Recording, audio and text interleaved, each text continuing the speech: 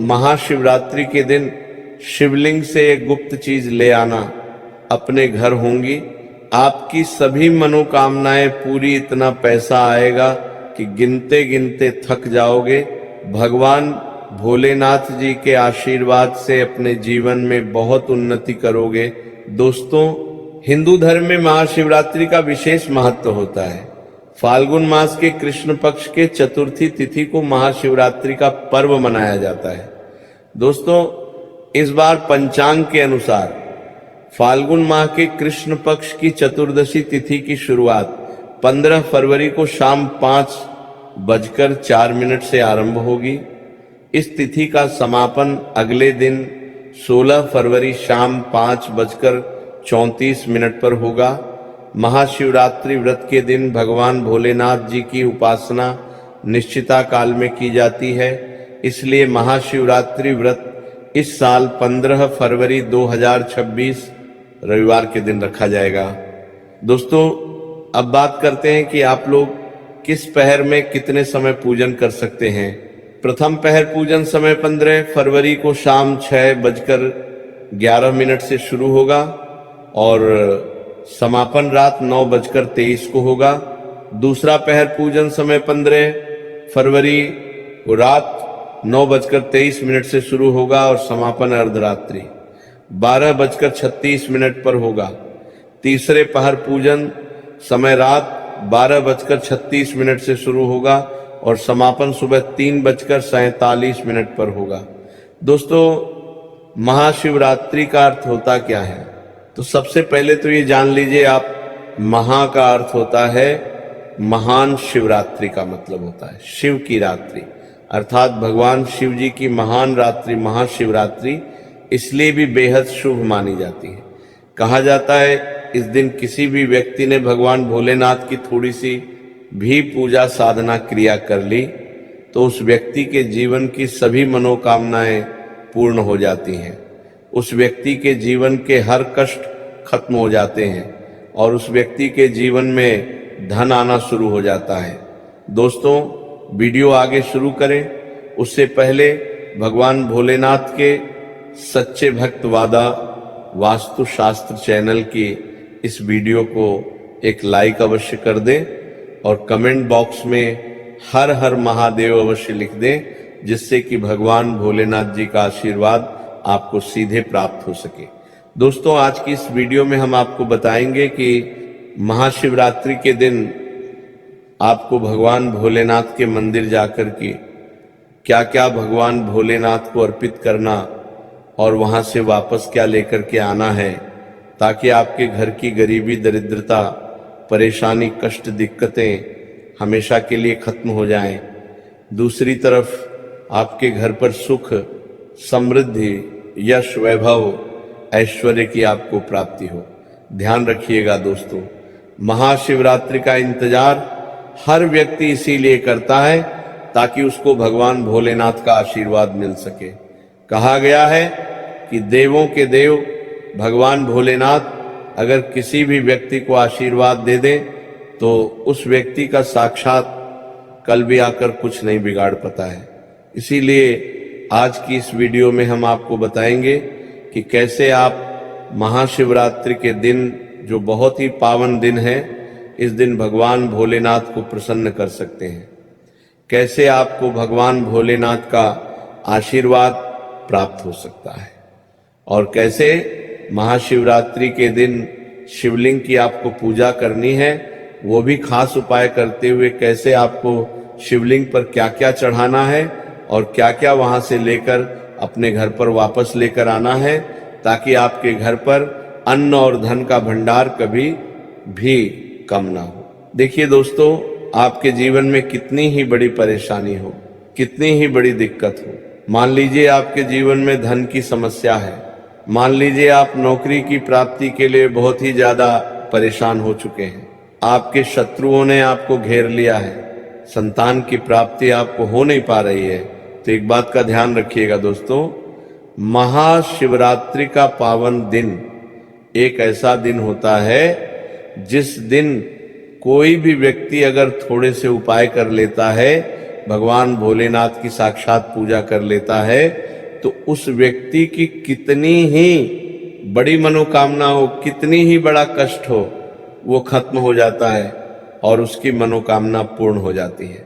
दोस्तों मान लीजिए आपके ऊपर कोई दोष लगा हुआ है, जैसे वास्तु दोष, शनि दोष, प्राकृति दोष या कोई भी दोष लगा हुआ है, तो आपको महाशिवरात्रि के दिन थोड़ी सी पूजा करनी है और आपका दोष खत्म हो जाएगा।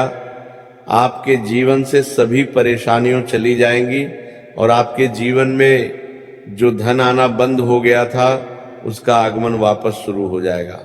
मान के चलिए आपके जीवन में कभी भी कोई परेशानी नहीं रहेगी। बस दोस्तों आज की इस वीडियो को लास्ट तक देख लीजिए और मान के चलिए भगवान भोलेनाथ के आशीर्वाद से आपकी सभी मनोकामनाएं भी पूरी होंगी और आपके जीवन की सभी परेशानियां भी चली जाएंगी। देखिए एक बात कही गई है कि जब भी हम भगवान भोलेनाथ की पूजा करते हैं हमें धैर्य रखना चाहिए, विश्वास रखना चाहिए और श्रद्धा के साथ भगवान भोलेनाथ की पूजा करनी चाहिए, क्योंकि भगवान भोलेनाथ बहुत ही भोले हैं। वो किसी भी व्यक्ति की थोड़ी सी ही पूजा से, साधना से तुरंत ही प्रसन्न हो जाते हैं। इसलिए दोस्तों महाशिवरात्रि के दिन कुछ ऐसी चीजें हैं जो आपको अवश्य पता होनी चाहिए, क्योंकि महाशिवरात्रि के दिन अगर आप भगवान भोलेनाथ के सामने पूजा करने जा रहे हैं तो मान के चलिए दोस्तों आपने अगर कोई गलती कर दी तो भगवान भोलेनाथ आपसे क्रोधित हो जाएंगे और आपने सही तरीके से पूजा की होगी तो साक्षात आपको भगवान भोलेनाथ उसी दिन आशीर्वाद दे देंगे और उस दिन के बाद आपके जीवन में कभी कोई परेशानी नहीं आएगी। आपको हम एक चीज बताने जा रहे हैं, इसलिए इस वीडियो को लास्ट तक देखिएगा। सबसे पहले आपको भगवान भोलेनाथ के मंदिर जाना होगा। ये जितने भी उपाय आपको बताए जाएंगे ये मंदिर के उपाय होंगे। देखिए होता क्या है कि कई लोग हमसे पूछते हैं कि गुरुजी हमारे घर पर शिवलिंग है, क्या हम घर पर पूजा नहीं कर सकते हैं? तो इसका उत्तर है नहीं। देखिए दोस्तों आपको मंदिर जाना पड़ेगा, क्योंकि मंदिर का जो शिवलिंग होता है और जो घर का शिवलिंग होता है इसमें बहुत ज्यादा फर्क होता है जो मंदिर का शिवलिंग होता है। दोस्तों इसकी जो एनर्जी होती है वह आपके घर के शिवलिंग से करोड़ों गुना ज्यादा होती है। इसमें ऐसी सकारात्मक ऊर्जा होती है जिसके सामने अगर आप थोड़ी सी पूजा करते हैं तो तुरंत ही उसका फल आपको मिलता है और आपके जीवन की हर परेशानी चली जाती है। तो आपको जितने भी आज उपाय बताए जा रहे हैं आपके जीवन की परेशानी को खत्म करने के लिए, आपकी मनोकामना पूर्ति के लिए, उस उपाय के लिए तो आपको मंदिर जाना पड़ेगा। और महाशिवरात्रि का जो पर्व पड़ रहा है वो 15 फरवरी 2026 दिन रविवार को पड़ रहा है। तो ये दिन ऐसा है, इस दिन अगर आप मंदिर जाकर के भगवान भोलेनाथ की पूजा आराधना कर रहे हैं तो मान के चलिए दोस्तों आपके जीवन में कभी कष्ट आ ही नहीं सकता। पूरे साल आपके घर पर अन्न धन का भंडार बना रहेगा। तो आपको क्या क्या ले जाना है वो कहीं पर लिख लीजिए, क्योंकि दोस्तों अगर आपने एक भी गलती कर दी तो आपकी पूजा संपन्न मानी नहीं जाएगी। दोस्तों सबसे पहली चीज जो भगवान भोलेनाथ के लिए आपको मंदिर ले जाना है 15 फरवरी को, वो है जल। कई लोग हमसे ये कहते हैं कि गुरुजी जल जो है वो तो शिवालय में भी मिल जाता है, शिव मंदिर में मिल जाता है। तो नहीं दोस्तों, वहां का जल आप तभी चढ़ाए कोई दिक्कत हो, वरना घर से ही जल ले जाना चाहिए। आखिर घर से जल क्यों ले जाया जाता है इसकी भी बात सुन लीजिए। घर से इसीलिए आपको जल ले जाना है ताकि आपके घर का जो जल ले जा रहे हैं भगवान भोलेनाथ पे चढ़ने के लिए, उसी जल के द्वारा आप भगवान से जुड़ जाएंगे। उस जल के द्वारा आप भगवान को अपनी सभी दिक्कतें बता देंगे और उस जल को जैसे ही भगवान भोलेनाथ पर आप चढ़ाएंगे अपनी समस्याओं को बताते हुए वह समस्या आपकी खत्म हो जाएंगी। इसीलिए घर से जल ले जाएगा। आप सबसे जरूरी चीज जो जल ले जा रहे हैं उसमें 2-4 बूंद गंगा जल जरूर डल दीजिएगा, क्योंकि गंगा जल डाले बिना आपकी पूजा संपन्न नहीं मानी जाएगी। महाशिवरात्रि के दिन तो आपको जल ले जाना है, उसमें गंगा जल डाल करके दूसरा आपको 3 पत्ते वाला बेलपत्र ले जाना है। दोस्तों, बेलपत्र बहुत ही शुभ होता है। आपने अगर मान लीजिए एक तरफ 1000 कन्याओं को खाना खिलाया है, दूसरी तरफ भगवान भोलेनाथ को बेलपत्र चढ़ाया है, तो ये दोनों बराबर माने रहते हैं। इसीलिए बेलपत्र जरूर ले जाएगा। तीसरा, आपको सफेद पुष्प ले जाना है। सफेद पुष्प भगवान भोलेनाथ को चढ़ाए जाते हैं, इसीलिए सफेद पुष्प भगवान भोलेनाथ के लिए आपको ले जाना है महाशिवरात्रि के दिन, ताकि भगवान भोलेनाथ का वह आशीर्वाद आपको मिल जाए, जिसके बाद आपके जीवन के हर परेशानी खत्म हो जाए। दोस्तों, सफेद चंदन ले जाना अनिवार्य होता है महाशिवरात्रि के दिन। और ध्यान रखिएगा दोस्तों कि भगवान भोलेनाथ को अगर आप दूध अर्पित करने जा रहे हैं तो एकदम कच्चा दूध होना चाहिए, पका हुआ दूध नहीं होना चाहिए, कच्चा दूध होना चाहिए, बासी दूध नहीं होना चाहिए। अब आपको और क्या क्या ले जाना है? देखिए, अगर आप चाहते हैं कि आपकी हर मनोकामना पूरी हो तो एक डिब्बा लीजिए, उसमें काली मिर्च भर के ले जाइए। देखिए, बहुत ध्यान से सुनिए, जितनी आपको बातें बता रहे हैं, एक डिब्बे में काली मिर्च भर के लिए एक लाल कपड़ा लीजिए, उसमें लौंग कपूर, इसको मौली धागे से बांध करके आपको अपनी जेब में रख करके ले जाना है। सिर्फ इतनी चीज आपको ले जानी है। 15 फरवरी 2026 महाशिवरात्रि को। अब आपको पूजा कैसे करनी है, चलिए आपको बताते हैं। बहुत ध्यान से लास्ट तक देखिएगा, और जितनी भी चीज आपको बताई जा रही हैं, इन चीजों को आपको ले जाना है और शिवालय से वापस लेकर आना है अपने घर पर, ताकि आपको धन की प्राप्ति हो सके, आपकी कोई भी मनोकामना हो वह पूर्ण हो जाए। तो देखिए दोस्तों, आप पहले जाएंगे मंदिर। सबसे पहले आपको इस बात का ध्यान रखना है, मंदिर जाने से पहले ही काले या नीले कपड़े का आप धारण करके मंदिर ना जाएं, वरना भगवान भोलेनाथ का आपको क्रोधित रूप देखना पड़ सकता है। सबसे पहले आपको ये करना है कि पतली धार बनाते हुए जल भगवान भोलेनाथ को अर्पित कर देना। बहुत ध्यान से सुनिए दोस्तों, पतली धार बनाते हुए भगवान भोलेनाथ को जल आपको अर्पित कर देना है। अब आपको ये करना है दोस्तों कि भगवान भोलेनाथ को चंदन लगाना है। चंदन लगाने के बाद भगवान भोलेनाथ पे 3 पत्ते वाला बेलपत्र रखना है। 3 पत्ते वाला बेलपत्र रखने के बाद आपको भगवान भोलेनाथ पर सफेद पुष्प चढ़ा देना है। सिर्फ इतना आपको करना है। दूध अगर आप चढ़ाना चाहते हैं तो दूध भी आप चढ़ा सकते हैं। इतना बस आपको करना है। इतना करने के बाद आपको वहां पर खड़े होकर 1008 बार, बहुत ध्यान से सुनिए, 1008 बार आपको ओम नमः शिवाय का जाप करना है। या तो आप 108 बार कर लीजिए या 1008 बार कर लीजिए।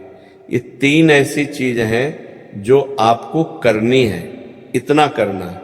अब आपको क्या करना है, एक डिब्बा जो काली मिर्च का आप ले गए हैं, उस काली मिर्च के डिब्बे को आपको शिवालय के जो गिरता हुआ शिवधारा है, जो शिवलिंग से वहां पर पानी गिर रहा है, उसी शिवहरि के पानी से आपको छुआ है और अपनी जेब में वापस रख लेना है। ये जो लाल पोट आप ले गए हैं बंद करके लौंग की, इसको भी छुआ है, वापस रख लेना है। अब आपको क्या करना है, जिस लोटे में पानी ले गए थे या जिस लोटे में भी आप दूध ले गए थे, उसमें आपको क्या करना है, आपको जो भगवान भोलेनाथ का पानी वहां पर गिर रहा है, ध्यान रखिएगा, शिवलिंग की जो पानी नीचे गिर रहा है, उसी पानी का थोड़ा सा पानी अपने लोटे में ले लेना। ध्यान रखिएगा, जो आपने लोटे में आप पानी भर के ले गए हैं, वो पानी वापस बचाना नहीं है, वो तो पूरा आपको भगवान भोलेनाथ को अर्पित कर देना। जो शिवलिंग से पानी गिर रहा है उस पानी को आपको अपने लोटे में वापस से ले लेना है। मान लीजिए आप ये सोच रहे होंगे कि कई लोग वहां पर पानी चढ़ा रहे हैं, तो इस बात की आप चिंता ना करें, क्योंकि भगवान भोलेनाथ के शिवलिंग पर जब भी पानी चढ़ाया जाता है वह अमृत बन जाता है। कहा जाता है कई देवी देवता शिवलिंग के पास अदृश्य रूप में खड़े होते हैं ताकि शिवलिंग से गिर रहा पानी वह धारण कर सके।